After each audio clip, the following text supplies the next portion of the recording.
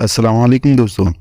आज मैं आप लोगों को एक ऐसी हैरत अंगेज़ कहानी सुनाऊंगा जिसमें हमारे प्यारे हजूर अकरम सल्लल्लाहु अलैहि वसल्लम का जिक्र होगा, एक सहाबी का और एक शैतान का। सहाबी फरमाते हैं कि रसूलुल्लाह सल्लल्लाहु अलैहि वसल्लम ने मुझे रमज़ान की ज़कात की हिफाजत पर मुकर्रर फरमाया। रात में अचानक एक शख्स मेरे पास आया और गले में से लप भर भर कर उठाने लगा। मैंने उसे पकड़ लिया और कहा कि कसम अल्लाह की, मैं तुझे रसूलुल्लाह सल्लल्लाहु अलैहि वसल्लम की खिदमत में ले चलूँगा। उस पर उसने कहा कि अल्लाह की कसम, मैं बहुत मोहताज हूँ, मेरे बाल बच्चे हैं और मैं सख्त ज़रूरतमंद हूँ। सहाबी फरमाते हैं, उसके इजहार माज़रत पर मैंने उसे छोड़ दिया। सुबह हुई तो रसूल करीम सल्लल्लाहु अलैहि वसल्लम ने मुझसे पूछा कि गुज़िश्ता रात तुम्हारी कैदी ने क्या किया? मैंने कहा, या रसूलुल्लाह सल्लल्लाहु अलैहि वसल्लम, उसने सख्त ज़रूरत और बाल बच्चों का रोना रोया, इसलिए मुझे उस पर रहम आ गया और मैंने उसे छोड़ दिया। आपने फरमाया कि वो तुमसे झूठ बोल कर गया है, अभी फिर आएगा। साहबी फरमाते हैं कि रसूल करीम सल्लल्लाहु अलैहि वसल्लम के इस फरमान की वजह से मुझको यकीन था कि वो फिर ज़रूर आएगा, इसलिए मैं उसकी ताक में लगा रहा।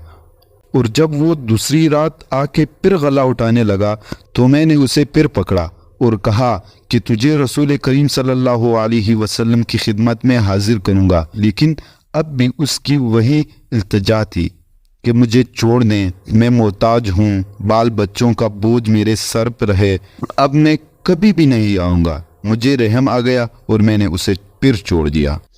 सुबह हुई तो रसूल करीम सल्लल्लाहु अलैहि वसल्लम ने फरमाया, तुम्हारे कैदी ने क्या किया?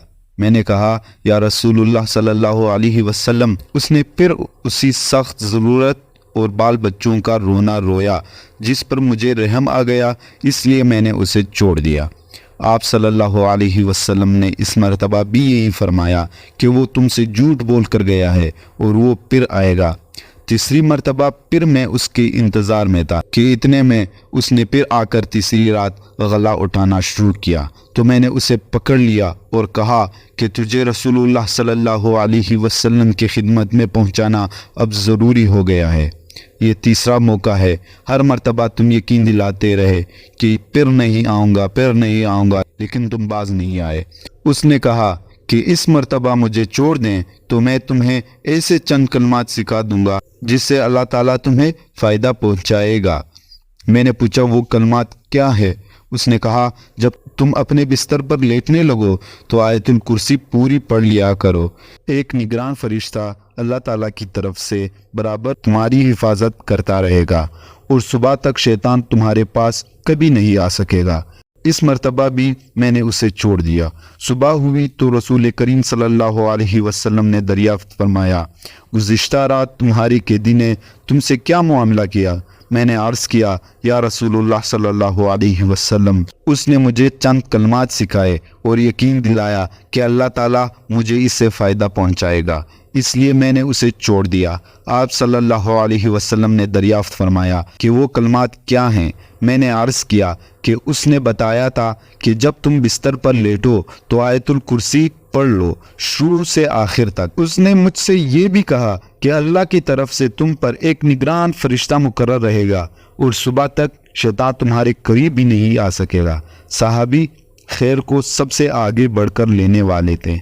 नबी करीम सल्लल्लाहु अलैहि वसल्लम ने उनकी ये बात सुनकर फरमाया कि अगरचे वो झूठा था लेकिन तुमसे ये बात सच कह गया।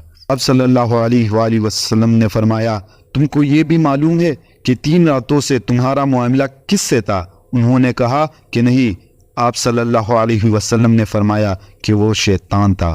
दोस्तों, जो हमारे पास सहाबी थे उसका नाम था अबू हुरैरा रज़ियल्लाहु ताला अन्हु, और जो हर रात गला चुराने आता था वो शैतान था। दोस्तों, ये हदीस सही बुखारी में है। इससे हमें ये सबक मिलता है कि अगर कोई शख्स झूठा भी है तो हमें उसके सच्चे अल्फाज लेने चाहिए और उस पर अमल करना चाहिए। मिलते हैं अगली वीडियो में, तब तक के लिए अल्लाह हाफिज़।